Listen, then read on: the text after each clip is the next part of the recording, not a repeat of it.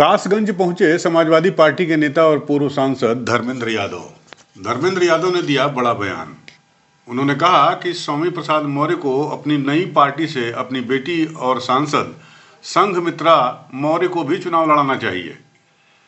आपको बता दें, कासगंज जिले के महावर गांव में समाजवादी पार्टी की तरफ से एटा कासगंज लोकसभा के सपा प्रत्याशी देवेश साक्य के समर्थन में एक पीडीए यानी पिछड़े दलित और अल्पसंख्यक जन पंचायत पखवाड़े कार्यक्रम का आयोजन किया गया और इस कार्यक्रम में समाजवादी पार्टी के नेता बदायूं जिले के पूर्व सांसद धर्मेंद्र यादव भी पहुंचे थे। कार्यक्रम में धर्मेंद्र यादव के पहुंचने पर समाजवादी पार्टी के कार्यकर्ताओं ने उनका फूल माला और चांदी की मुकुट पहनाकर जोरदार स्वागत किया। इस मौके पर धर्मेंद्र यादव ने कहा कि सुना है कि स्वामी प्रसाद मौर्य कोई नई पार्टी बना रहे हैं। अब हम उन्हें ये सलाह देना चाहते हैं कि वो उसी दल और उसी झंडे के सिंबल से अपनी बेटी संघमित्रा मौर्य को एक बार जरूर चुनाव लड़ा लें। किस तरीके का उल्लास है कार्यकर्ताओं का? ये पीडीए पंचायत जो ऑलरेडी राष्ट्रीय अध्यक्ष जी के निर्देश पे पूरे प्रदेश में चल रही है, कासगंज जनपद की ऐतिहासिक पीडीए मीटिंग पार्टी उम्मीदवार भाई देवेश जी के लिए सहयोग और समर्थन की अपील करने आए हैं आप सबके बीच।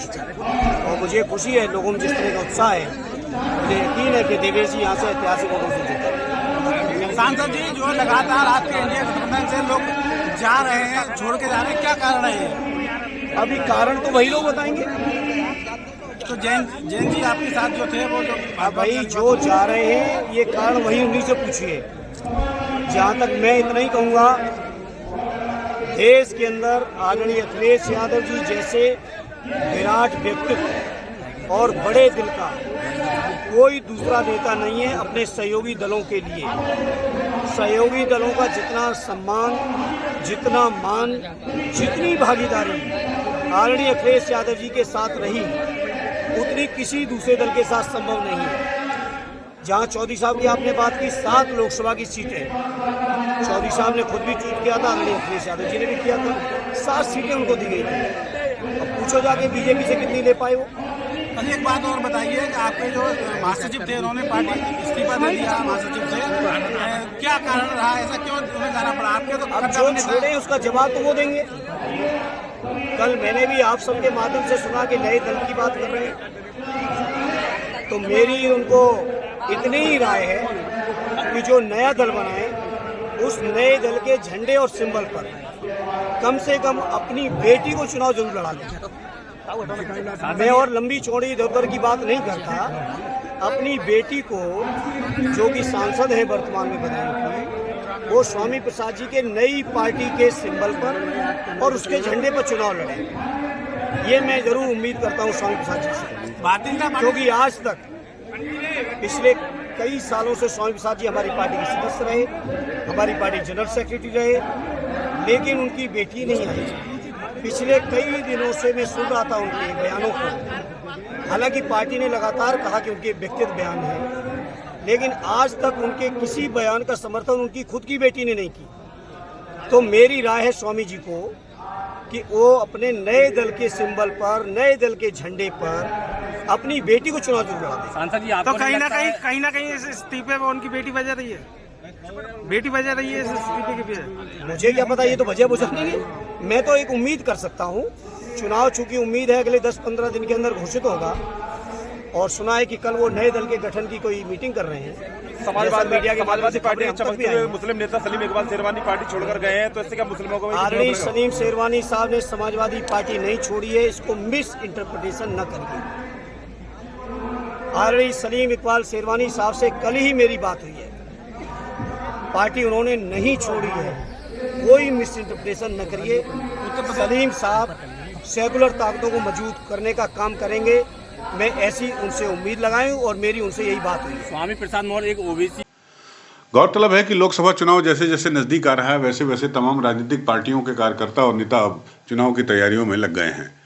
मंगलवार को कासगंज विधानसभा क्षेत्र के महावर गांव में समाजवादी पार्टी से एटा कासगंज लोकसभा क्षेत्र के प्रत्याशी देवेश साक्य के समर्थन में सपा ने पीडीए जन पंचायत पखवाड़े का आयोजन किया था। इस कार्यक्रम में सैकड़ों की संख्या में समाजवादी पार्टी के कार्यकर्ताओं और इलाके के लोगों ने हिस्सा लिया। इस पीडीए जन पंचायत पखवाड़े कार्यक्रम में समाजवादी पार्टी नेता और बदायूं के पूर्व सांसद धर्मेंद्र यादव ने भी शिरकत की। कार्यक्रम में पहुंचने पर पूर्व सांसद का पार्टी नेताओं ने फूल मालाओं से स्वागत किया। इस पीटीए पखवाड़े को संबोधित करते हुए पूर्व सांसद धर्मेंद्र यादव ने इंडिया गठबंधन से छोड़कर जाने वाले नेताओं के सवाल पर कहा कि जयंत चौधरी को समाजवादी पार्टी ने 7 सीटें दी थी। अब बीजेपी से पूछो कि वो उन्हें कितनी सीटें दे पाए हैं। स्वामी प्रसाद मौर्य के सपा छोड़ने पर धर्मेंद्र यादव ने कहा कि मैंने मीडिया के जरिए ये सुना है कि वो नए दल बनाने की बात कर रहे हैं। उन्हें हमारी विनम्र सलाह है कि जो वो नया दल बनाएं, उस दल के झंडे और चुनाव चिन्ह पर अपनी बेटी को जरूर चुनाव लड़ाएं। अब स्वामी प्रसाद मौर्य विधायक का चुनाव हार गए, लेकिन सपा ने उन्हें एमएलसी बनाया और साथ ही साथ पार्टी का राष्ट्रीय महासचिव भी बनाया। हमने उन्हें बहुत सम्मान दिया, लेकिन उन्होंने उसका मान नहीं रखा। धर्मेंद्र यादव ने कहा कि इंडिया गठबंधन एनडीए गठबंधन को दिल्ली से उखाड़ फेंकेगा। सहयोगी दलों का या पार्टी में जो लोग आए बाहर से, देश में इतना विराट व्यक्तित्व का कोई दूसरा लीडर नहीं है जो अपने सहयोगी दलों को और जो लोग पार्टी में आए हैं आली अखिलेश जी पे विश्वास भरोसे के साथ उनको सम्मान देने में कोई कसर रखी हो। आदरणीय स्वामी प्रसाद मौर्य जी जिनकी आप बात कर रहे हैं, वो विधानसभा का चुनाव हारे थे और हारने के अगले 2 महीने के अंदर पार्टी ने उनको एमएलसी बनाया था, पार्टी का जनरल सेक्रेटरी बनाया है। तो पार्टी ने कोई कमी नहीं की। बाकी वो क्या कर रहे हैं इसका जवाब वो स्वयं दे सकते हैं। क्या उम्मीद मानते हैं यूपी में कितनी सीटें आ रही हैं? समाजवादी पार्टी इंडिया गठबंधन की ऐतिहासिक। यूपी न्यूज़ 9 के लिए कासगंज से जुम्मन कुरैशी की रिपोर्ट।